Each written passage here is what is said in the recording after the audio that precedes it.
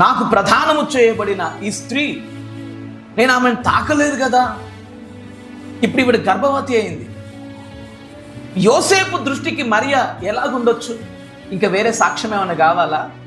యోసేపు మనస్సులో దృఢ నిశ్చయత, స్థిర నిశ్చయత ఏంటి? ఈ మరియా పాపం చేసింది, అందుకే ఆవిడ గర్భాన్ని ధరించింది అనే ఆలోచన యోసేపునకు వచ్చింది. వస్తుంది, ఆబ్వియస్లీ వస్తుంది. యోసేపు స్థానంలో నువ్వుంటే ఏం చేస్తావు? నువ్వు ఇంకా అడుగుతావు, ఏం జరిగింది, ఎలాగ జరిగింది, ఇది అడుగుతావా? మరియా పరిస్థితిని చూసినప్పుడు ఇంకా ఇక్కడ అయిపోయింది, నువ్వు పాపం చేసినట్లుగా కన్ఫర్మేషన్ వస్తుంది. కానీ వాస్తవానికి ఇక్కడ మరియా పాపం చేసింది. యోసేపుకు నమ్మకంగానే ఉంది, ఏ పురుషుడితో ఆమెకు రిలేషన్షిప్ లేదు.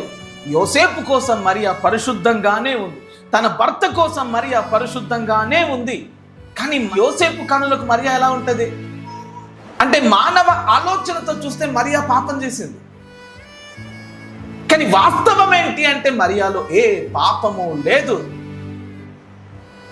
ఎలాగ ఈవిడ గర్భవతి అయిందంటే, పరిశుద్ధాత్మ ఆవిడ మీదకి వచ్చినప్పుడు ఆవిడ గర్భాన్ని ధరించింది.